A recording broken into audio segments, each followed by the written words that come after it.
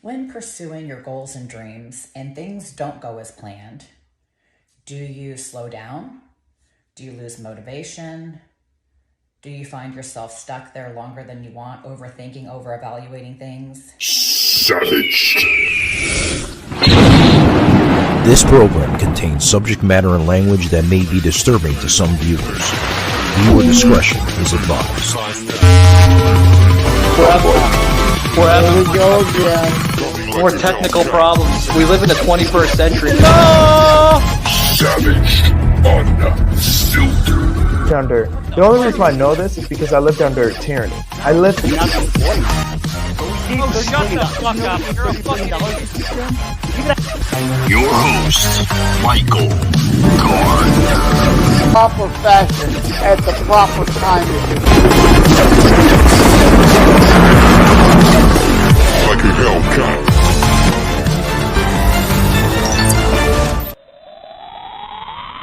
Hey guys, But yeah, guys, we're gonna be getting into a really good episode today. We have Valerie Marksym from her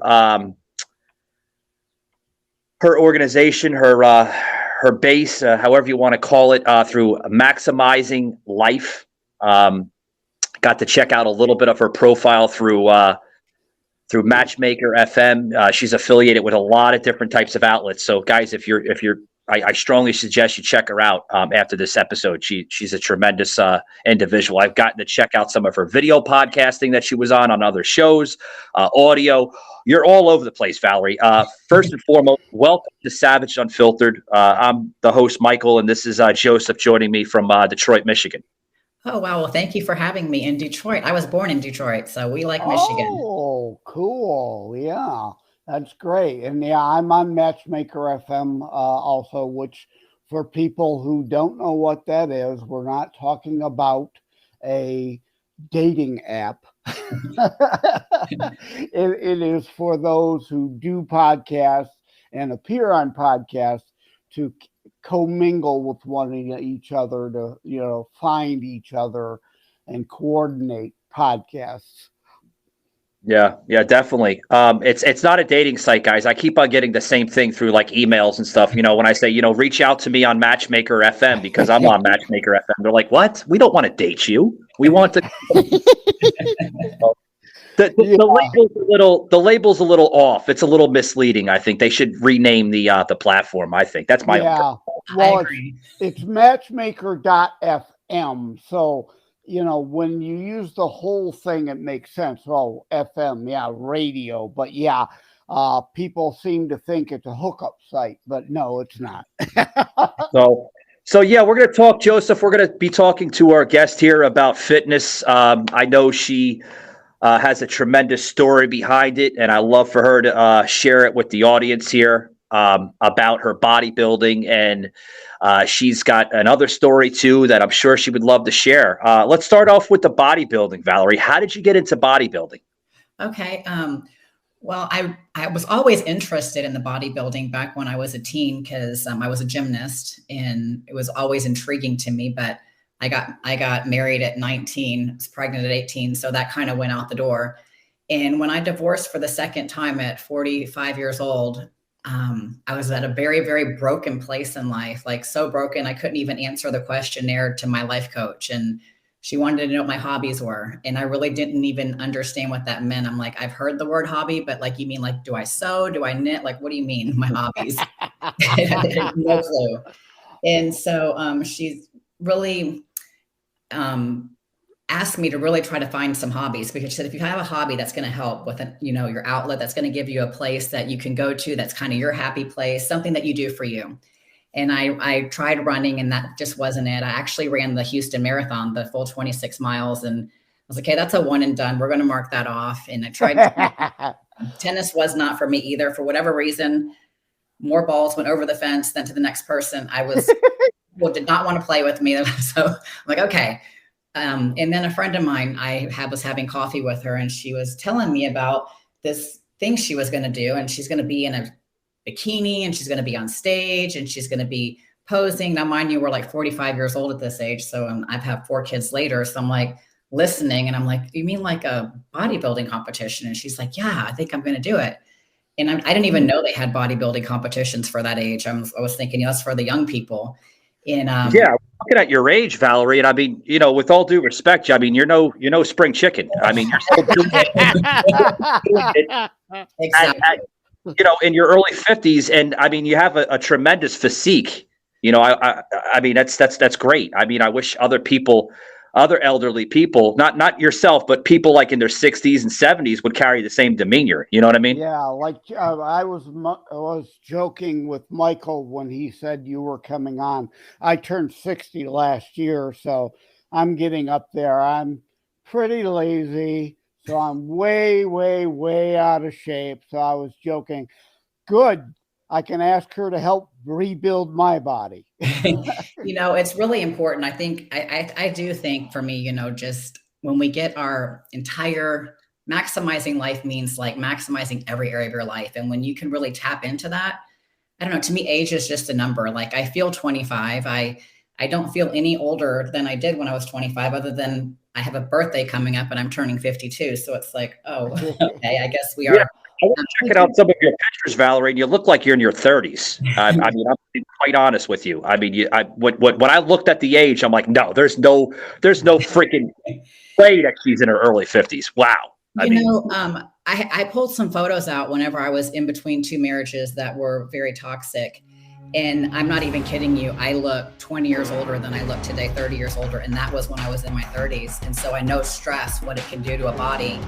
And so that's why my whole message with, people are like, you need to make this a movement, maximizing life, taking every area to that next level, whether it's emotional, mental, physical, relationships, all of them.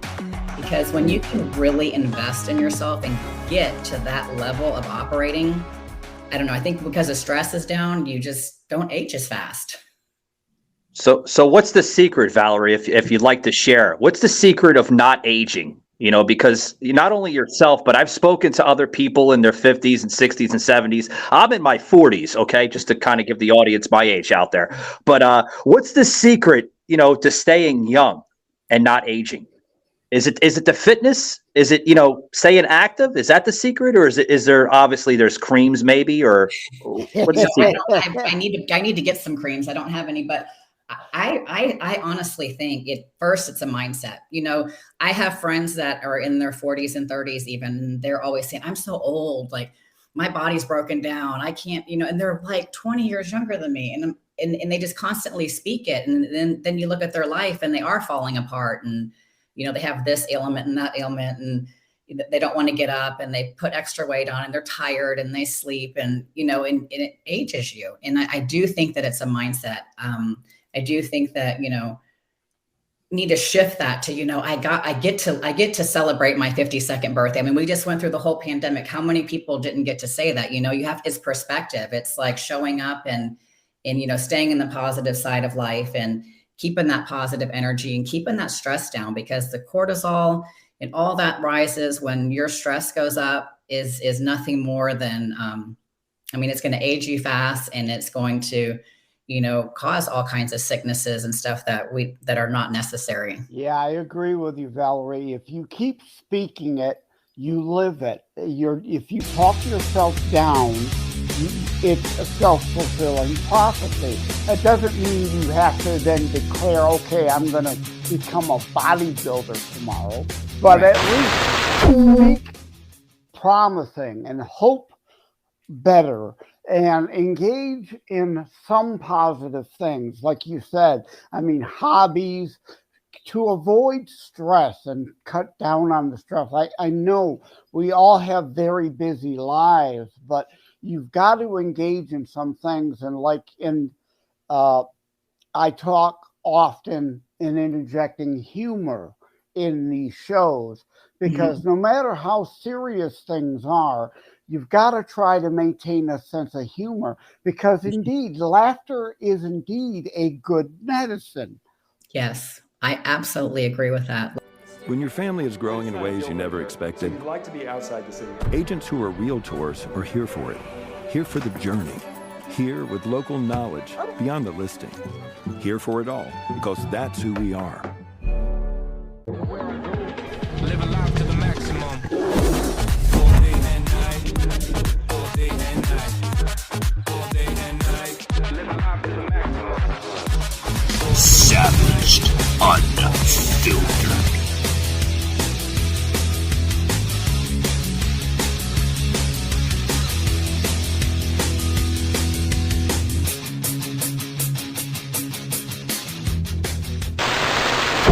Laughter is that's medicine to the soul.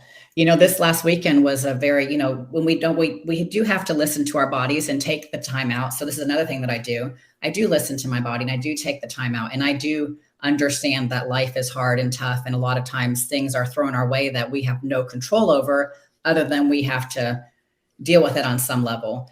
And this last week, I just had 3 major things come at me, and, things that were out of my control, but yet they were weighing me down. And I realized by Sunday, I'm like, oh my goodness, okay, I need to fill my cup up. I need to do something to just like set all this aside. And I need to get outside. I need to go for a walk. I need to just concentrate on my breathing, those things, like just do something that makes me happy. For me, I like cauliflower pizza. I know that's probably silly, but I like it. So I went and ordered one. The carbs, Valerie, you got to watch the carbs though, right? right now, when we're it's all in moderation, right? You still have to live, but there are moments you do have to take time out for yourself and listen. You cannot just go and not expect to break down at some point. So instead of having the breakdowns in life, I try to really listen to my body and say, okay, we need to take a time out and do whatever it is that makes me happy. I was going to go to Galveston for the day, but that didn't work out because my battery went out in my car. But just get out and do things that you can do that put a smile on your face, that that are your happy place. Yeah. One second, Joseph. I was going to ask Valerie 1 second here. Hearing your story, Valerie, have you always, been into bodybuilding? Obviously, I'm trying to follow the story as much as I can, but did this start at a young age, or did it pick up somewhere in your 30s or 40s? Where did all this start out? Okay. So when we were talking about my story back there, so it did not start until, like I said, I had my life coach and she's asking me what my hobby was. And I was trying to figure out a hobby. So at the very first time I competed, I was 46 years old. And I've never done it before. So that was all brand new for me. And bodybuilding and my competitions became my therapy. So I've taken the last 8 years. Now you can imagine, I was married at 19 and divorced at almost 45. So I never had the time to be at home. I never had the time to learn me. I never had any of that time. Right. So now all of a sudden at 45, you're like, there's a lot of stuff I need to fix that's broken. And well, it sounds like you hit some rocks and bottoms along the way. And so bodybuilding became my therapy without me realizing it, because you push so hard in a show to get your body to look like that. A 12-week period, you're just going hard. And it would spill into other areas of my life, like my confidence. Confidence, they say it's a muscle. You have to use it. You have to develop it. Yep. And it developed my confidence. When I divorced, I had zero confidence. And so when I did my first show, just even getting on that stage, you had like 500 people look at you. I have no idea what I'm doing. I'm turning the wrong way. It was like, wow. So these are big shows then. I mean, 500 people, that's a lot of people in attendance. Yeah. Because it was a big show that I did back in, I want to say it was 2017. It was the Ronnie Coleman. And at that time they had other events going on. So you had the bodybuilding on stage and you had the power lifters over here. You had, so it was a big, huge room. Like there might've been more people in there than that, but I'm guessing it was around that number. And yeah, so like the first time I went on stage, I drove to Dallas myself from Texas from Houston right after a divorce. That's a big deal, because in that divorce, I came out of having panic attacks every day and all that goes with that. So to get in a car and drive myself 3.5 hours to a show with no coach, because I didn't have the finances, I was my own coach. I did have an online coach that wrote my meal plan for me. Didn't have a posing coach there. I went on stage. Literally, I was like, what am I doing? Oh my gosh. Like I wanted to cry, because I get on stage and I didn't know what I was doing. I turned the wrong direction. We came on stage from the other side. I thought I had practice from the opposite side. Everything that could go wrong went wrong. I'm sure everybody was laughing at me because I didn't have any clue what I was doing. But I had to go on stage 2 more times. I was in 3 categories. And I was like, it's a experience. You know what I mean? It's a learning experience. Joseph, you got anything to add, buddy? Yeah, I wanted to go back to something you were saying about the cauliflower pizza, because it was almost a throwaway line there. And I'd like to repeat it. Everything in moderation, you said, right? Yes. Everything in moderation matters, and whether it be what you eat, how you think, how you act, the things you do in life. And I'm okay with the cauliflower pizza just as long as you're not a pineapple eater, pineapple pizza eater. Oh, yeah, I don't put pineapple on my pizza. Yeah, neither do I. To be honest with you, Valerie, I'm more of like a regular cheese kind of guy, or like a pepperoni or sausage type of guy. Yeah, that's I'm what not into those extra crazy toppings. Yeah, I'm with you. Yeah, nowadays you can get virtually anything on a pizza. There's like barbecue chicken pizza. I'm maybe a little tempted to try it, but I haven't yet. But yeah, you could. What's next? A chocolate pizza, Hershey topping, Hershey Kisses pizza. That'll be next, right? They're banning Hershey's. I don't know if anybody's seen that, but yeah, boycotting Hershey for Easter due to wokeism stuff again. But we don't want to get onto politics again. yeah. We tackle it all, Valerie. People are like, "Are you a political podcast? Are you a culture and society podcast?" I was like, "No, we do it all here. You got a story? Come on the show and share it." Exactly. I love that. So what's next for Valerie Marksym here? I know you have your fitness and everything going on with that. Where's that going? I have been checking out a little bit of that, with the Maksymizing Life. Yes. Do you want to bring that to the next level, up to the next totem pole on the ladder, so to speak, or? Yes. So when I divorced at 45, you have to remember I was a stay-at-home mom my entire life, which I loved being. So when you're 45 years old and you don't have a college degree and you're like going to have to figure your life out, you got to figure things out fast, right? So it's been a process. It's been a journey. That's why I became a personal trainer, which I love. I have my own business, but my heart and my soul and my passion has always been to uplift, encourage, empower others when there's that gap between them believing where they can go and where they know they can go. So that's kind of what Maksymizing Life has become. I wrote my book and I'm doing life coaching, and I just wrote a life coaching program called Who Am I? And it's a 6-week long program. And it really dives into helping a person really understand who they are on all different levels, from everything from personality type to core values, to love language, to strengths and weaknesses, and what's holding you back and what's your limiting beliefs. We really dive into all of this because you're your longest relationship. So you should invest in you to really become the greatest version of yourself. Because then you're attracting, you're being authentic, you're attracting, I have a saying I say all the time, unleash your inner superhero. And that means unleash that authentic self that was you when you were 8, 10, 12 years old. And now we're adults. Well, how did we lose that? Like, unleash that and get yourself out of your comfort zone. That's where the magic happens. So, my program is Who Am I? It's to help. It's a 6-week program. And that is my passion. And my ultimate thing is to be speaking places and sharing and doing a TED Talk one day. Oh, that's important, because we're talking not only bodybuilding, but mind building. You have to be comfortable. You don't have to accept everything about yourself or be comfortable with everything about yourself. We always hopefully strive to be better, but we fall short. Nobody's perfect, right? But you can't look to someone else.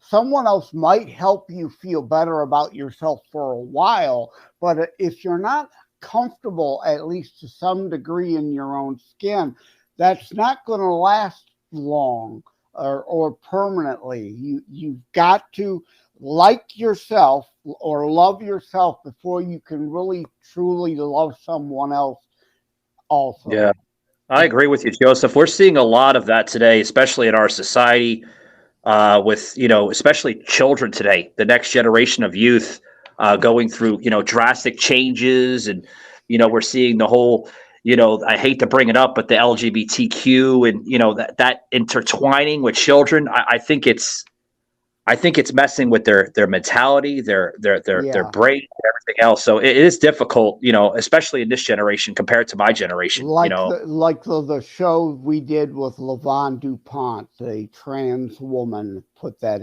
in quotation marks because some people will get upset if you don't do that. But there's a difference, and I have no problem with that.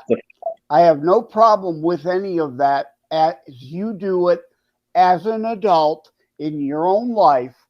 It's a whole other thing when you're trying to recruit people into a lifestyle, recruit children, and muddy the water and complicate issues of sex that don't need to be peddled on children in grade school or junior high school. Well, Joseph, since we're on this topic of transgender, I want to get back into the fitness environment because I'm sure Valerie could speak on this to an extent. Valerie, what is your perspective and your views on transgenders now competing in bodybuilding type of competitions? Because we're seeing that right now all over the country.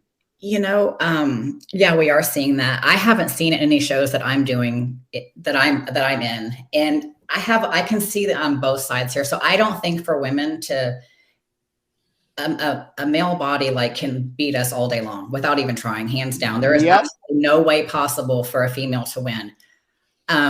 So I do my shows because this sport is there's no black and white. It's not like if you do this, this, and this, you have first place. It's very what the judges are seeing. Maybe they're like, well, I like her suit color, or I like her back better than her back. But you don't really know who gets first, second, or third, right? It's like gymnastics and figure skating. There's some subjectivity and artisticness involved. Yeah.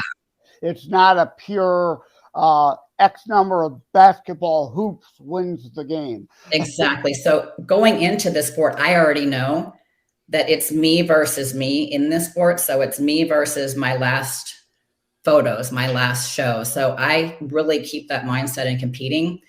I would still compete if I was going against someone, that was transgender. I would still compete because I'm doing it for me, because I'm doing it to get better than I was last time. But if you're going to ask me, do I think it's fair? I don't think it's fair because they're going to win every time. I wouldn't say level. Yeah. And the reason why I brought that up is because going back in the late 90s, if anybody can remember this, with that pro wrestler, she's no longer here with us anymore. She went by the stage name of China. Mm-hmm. A lot of people, when they seen her, they placed that discrimination on her, saying, "Oh, well, that's a man right there, and what is she doing competing in female sports?" Because she had that huge physique and she looked very mannish. I'm going to be quite honest with you, guys. Looked very mannish. But that's the discrimination of what I'm, kind of going at. But obviously she wasn't a man. We found out later on that she was actually a woman, but she just had that men features. Yeah, and I wanted to add too, not every time, but of course a majority of the time, a male definitely has the advantage. Because I was going to say a Ronda Rousey would kick my ass any and every day of the week. Oh yeah.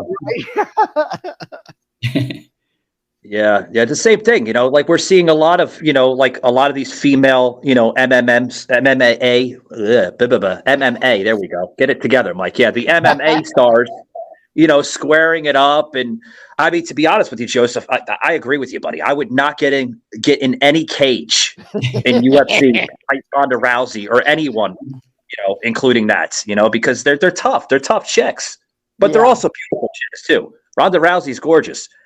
Just like our guest here, Valerie. I mean, she's a very beautiful woman, but you have a great physique, and everything else. So you have to look at that. You really do. But I forget, what's that, Leah Thompson or Thomas in the swimming? I mean, he was 100th ranking in male swimming. And then, of course, when he decided to pretend to be a she, all of a sudden she's breaking women's female swimming records. Give me a break. That's a man competing against women, and has they actually brought that up, Joseph, with the great Arnold Schwarzenegger about bodybuilding and everything else. And Arnold Schwarzenegger, very surprised to hear Arnold Schwarzenegger because he's a pioneer in bodybuilding, coming from Australia or Austria. I think it's Austria. Yeah. And they asked him, they're like, what's your views on, transgender, competing in the opposite sex with bodybuilding and other, combat sports and other stuff like that. And he was like, I don't see a problem with that. This came from Arnold Schwarzenegger. Well, he's a product of Hollywood now. I mean, so. Speaking of Arnold, have you? Can you say, Valerie, have you competed for any of his competitions before? I know he does the Arnold Strongman still. Yeah, he does the Arnold. I have not. He does the Arnold. That's kind of, it's a very high up there level competing. I have not done that. Oh, is that on your bucket list, or you just choose not to do it? You have to be invited, and it's the top of the top that are in the pros. And I'm at a place right now where I'm looking at doing a different organization just because I don't want to personally get as big as you have to get in figure to compete in the pros in that organization. Yeah. And so it's kind of a give. Have too much muscle to do bikini, and that's where I started, and I really liked it. So I went to figure. And I've been doing figure and I do well at it. I've nationally qualified. I've done well, but not like if I wanted to get my pro card and then that's when you can go to the Arnold and those things and compete, I would have to put on so much more muscle and mass. And, at my age, it's like, I just really don't want to do that. That was my therapy. So there's another organization I'm thinking of competing in October, and it's more, you're still in a suit, but there's theme wear, and it's just I don't have to be so, muscular. Yeah. This April, WrestleMania. I feel the need for speed. Goes Hollywood. I'm flying, Tez. Funny how, like a clown, I amuse you, and there's no going back. What's with the face paint? It's exfoliating. What's with the voice? Savaged, unfiltered.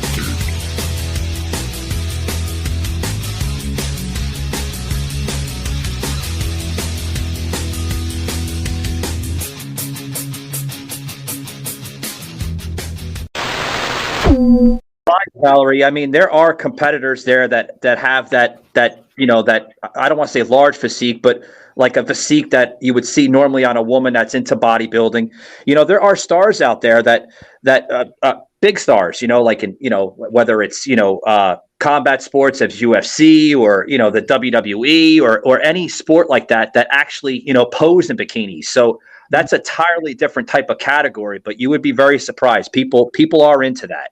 And also, like we talked about mental health, you have to do what is within your boundaries, what you feel comfortable with. And this isn't like 30 years ago, 3 decades ago.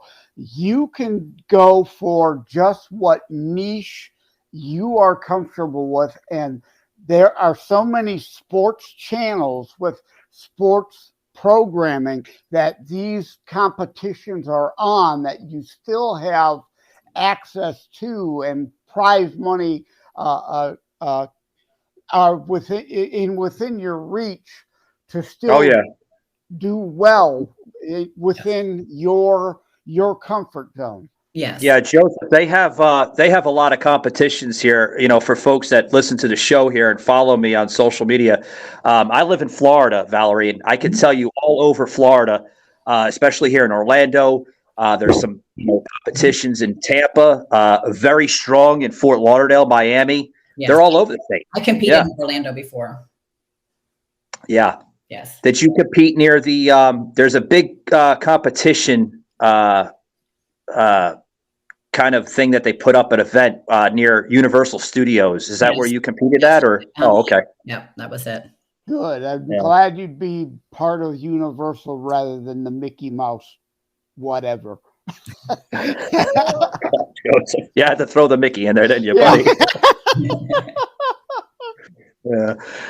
Valerie, as we close it up here, do you want to add anything to the show for some of my listeners that listen on iHeart and Spotify and We're pretty much all over the place on digital audio and, obviously Rumble, where we make little snippets sometimes of the show to plug into Rumble and True Social and Retalk. I guess the only thing we didn't really talk on is I did write a book. I self-published it. It went on Amazon in October of 2022. And so that was a big moment for me, because in high school I could barely pass reading and writing just because I had such ADD and other learning things. So it was a huge accomplishment that I actually, and I literally, I didn't have a ghostwriter or anything. I literally, every word I wrote, Yep. I did the editing myself, because you pretty much winged it then. You're basically what they call in the writing industry an independent writer. I learned a lot because I hired a company and I gave them $8,000 to help me with my, they kind of supposed to help you from start to finish and all the ins and outs. And it ended up being a company that was in a different country, and I lost my money and everything. Oh no! Yeah, that's one of the. I know. I had a huge. Yeah. I either had to quit or I had to just figure it out myself. So I kept going and I got it done. And I was very, very proud moment that I finished that. I have a second book I'm writing now. It's much easier, but my book is called Maksymizing Life. And in that book, the first 4 chapters are the steps that I took from when I was literally surviving everyday panic attacks, just in that survival mode to thriving, to, what the 4 steps I took to take me from. Yeah. The first book, I was checking it out, and I'm sorry, Valerie, I was trying to get as much as possible into the episode here with you, with the bodybuilding and, your journey and your story and everything. But I have checked out some of that book, and it covers a lot of in depth of, the background of you. And that's awesome. Yeah. I checked out the first half on Amazon where they do that little sample feature. Yes. Yeah. And like I said, I wrote the book very basic. I've had so many people reach out to me, and I just give them things to think on. And there's little places in there for them to take notes. But everybody that's read it kind of has different takes on it. And that was the thing, because we all have a different journey in the way that we're going to heal, but at least gives you some guidance and some things to think about. Absolutely. I mean, all 3 of us, I don't know if you realize, but all 3 of us here in this episode, we're authors. I've written my first book and coming out with my second in May. Joseph has written a book. He's just published his second book not too long ago. So, I mean, that's awesome. I mean, I think writing books really explains the true background and the character of the individual. You could see it a little bit through podcasting and, through, social media and stuff like that, whether it's video or whatever. But I think the book really explains the journey or the story. And that's just my You can opinion. help a lot of people with the mental and physical aspects. I take it you don't just deal in bodybuilding, but the whole overall life enhancement in your book, right? Exactly. Yes. And I wrote my book as a premise because to help women to be where I was at. But the funny thing is, I have more men that reach out to me and talk to me and open up to me than women. And I find that very interesting. And it's like, they're like, I've never told anybody these things. And they just feel like, because it's a safe place to talk, right? When you're in a life coaching. But I find it interesting that there's so many men that are hungry for this message, but they don't know how to reach out or get help because it's not really cool to do that. Now, Valerie, you said you feel that you could reach out to men more than women, right? Do you feel like is it because maybe you feel like you're part of the guys or something like that, or because growing up, I've never been around men, and then I was in 2 marriages where I wasn't allowed to talk to men, so I didn't even start talking to men until I was 45 years old. But I learned a lot about the men I was with and the ins and outs and the do's and don'ts, and so I can relate to a lot of things. And Gotcha. And so that was one of my things when I divorced, to get myself healthy, to realize that it is healthy to be able to talk to men and women. And I don't know what it is, but when they just start opening up, I guess because I'm very non-judgmental, there's nothing you can tell me that I haven't probably heard or whatever, because it's your journey, not mine. We're trying to get you from point A to where you're trying to go. You're damn right. You're damn right. And yeah, we're going to close it out here with you, Valerie. I really thank you for coming on to Savage Unfiltered. It was amazing hearing your story. It was amazing hearing your journey through life. I mean, you got into a lot of in-depth personal journeys on the show. Let's just leave it like that. And you have a book out, and you said you're writing your second book. So, I mean, that's great. Do you see yourself writing more books, or is it are you taking time off right now, or what's next for? I'm writing my second book now. I see myself writing books and speaking places and writing a life coaching program. So I just finished writing my first life coaching program. So I'm just following it one day at a time. That's great. You got anything, Joseph, before we depart with Miss Maksym? Yeah. Well, now the song, the Steve Winwood, Valerie, call me song that's going to be in my head all day. So Mike, you need to dig up Steve Winwood Valerie song to close out the episode. Yeah, we'll put it in there somewhere around there. Yeah, but Valerie, thank you very much for being part of Savage Unfiltered, and you have a good rest of your afternoon, evening, depending on your time zone. But yeah, thanks for joining us today. All right, thank you for having me. Take care, Valerie. God bless. God bless. Bye. All righty, Joseph. We're going to close it out, man. Wow, that was an awesome story of hearing from her. It sounds like she got into a lot of in-depth, personal journeys that she went through. I mean, she went through rock bottom in life from at least 19, I heard correctly, up to like about her early 40s, and I think the successful milestone hit right around her mid 40s, and it seems like it's doing great for her. Yeah, and it's great to hear, and why in part I wrote How to Write a Book and Get It Published, Hints, Tips, and Techniques, follow up to my Terror Strikes Coming Soon to a City Near You book, is she went through a healing process for herself as well as then helping others. And there's a lot of other people. Yeah. A lot of other people who have books like that in them that I hope I can help them get to market through my book. Yeah, that's awesome. Awesome stuff, guys. Well, I want to thank you for tuning into today. Hopefully next week after I get back, guys, I'm leaving tomorrow morning. I'm going up to Georgia. So hopefully by next week, guys, when I come back, the restream, indigestion. I was drinking a soda as I was listening to Valerie here. But yeah, hopefully next week, guys, we'll be back to a regular restream format. Kind of sucks that we have to use the audio. But hey, I think we haven't used audio in probably about like 4 or 5 months now. So yeah, it's always good for a change. Well, they've got time to get it back on track since Mr. Vacation's on vacation again.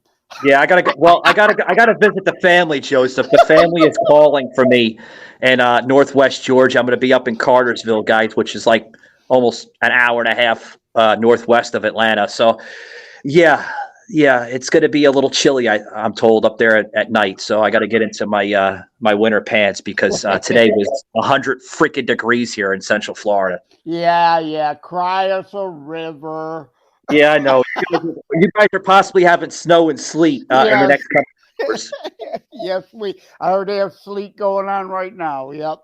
Poor Sauce is begging for his internet connection to come back. But guys, remember, like I say to everybody, keep it savage, and we'll see you next week. Take it easy.